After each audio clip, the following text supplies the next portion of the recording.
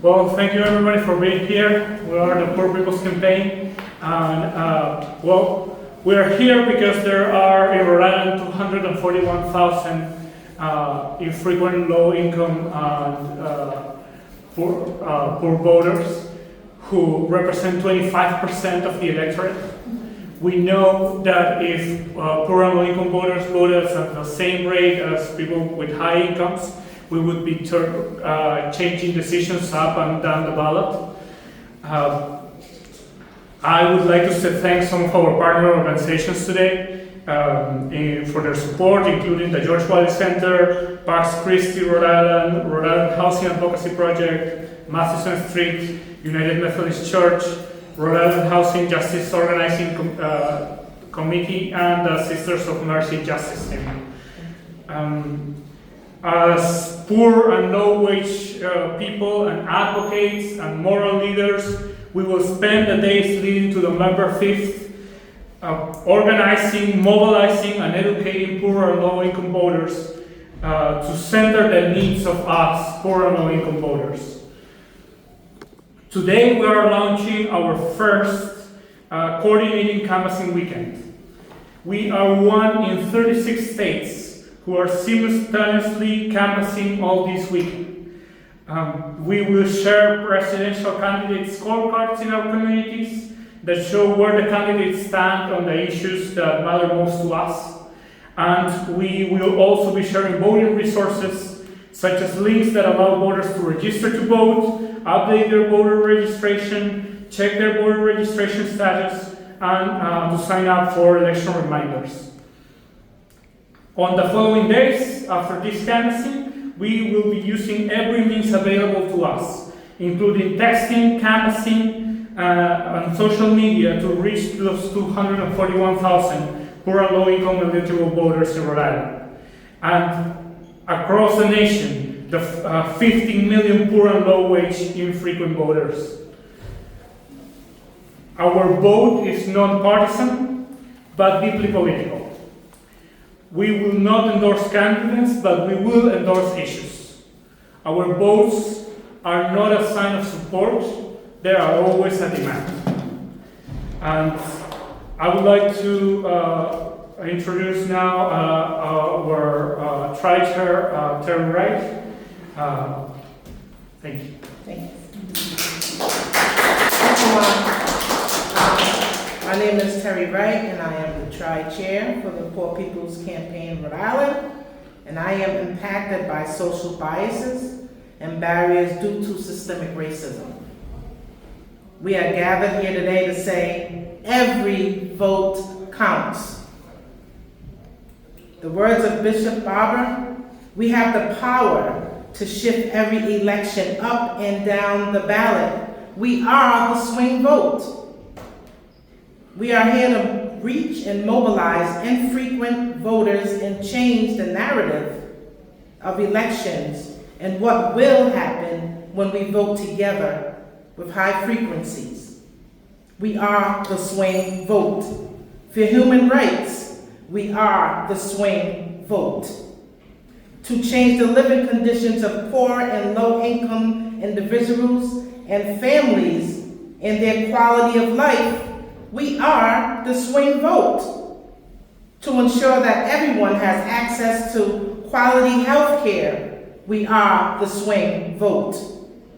For disability rights, we are the swing vote. To ensure that everyone has a home, because housing is a human right. Is your rent too high? Are your wages too low? Does your landlord continue to raise your rent?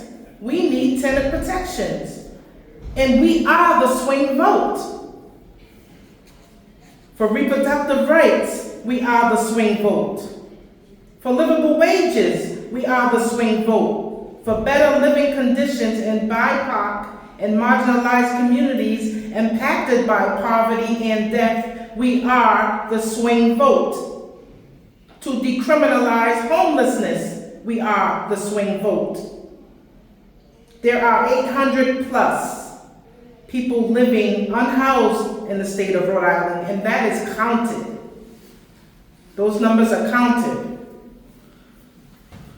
And those unhoused folks are forced to live in crisis. But we are the swing vote. We can change the narrative. Voting will make sure a strong, homeless Bill of Rights exists in times of crisis, like the current housing crisis that's barreling through Rhode Island today. We are the swing vote for equality, liberty, justice. In our judicial system, we are the swing vote. We have long-standing power to change the narrative of systemic racism in the state of Rhode Island and in our nation. We are the swing vote. Just because they do it doesn't mean that we have to stand for it. We are the swing vote. Rhode Island, this goes out to Rhode Island. You have nothing to lose by voting to help the community stand to gain a peaceful neighbor. What is so wrong with voting to win? We become the swing vote together. Together, we vote and abolish racist systems that exist in our impacted communities.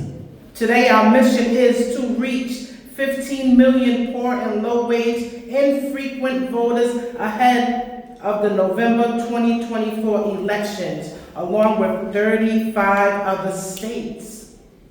This is powerful. When we come together and organize, we have the power to shift every election up and down the ballot. We are the swing vote. And as Reverend Dr. Martin Luther King said in 1957, give us the ballot, during his speech in DC, which defined social and economical challenges that still remain in our communities today. Give us the ballot. We are the swing vote. Thank you.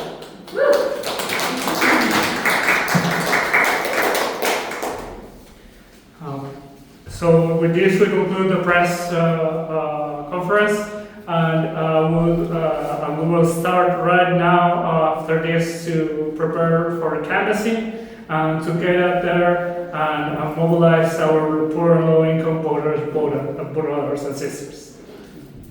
Woo. We are the swing vote. Quick question, Pat Ford, Coalition Radio Network. So specifically, you will not endorse candidates. Is there specific legislation that you're going to endorse, or are you going to be polling any of the candidates in terms of where they align with your stated goals? What's some of your strategies? So our main strategy today is to get out more voting information out there in the community, and it is to give information on where the candidates and the two big main parties stand on legislation that matches our demands. In the incoming weeks, we are going to be more engaged in having more in-depth conversations with people about what their needs are and which candidates they're seeing that matches those needs. Thank you.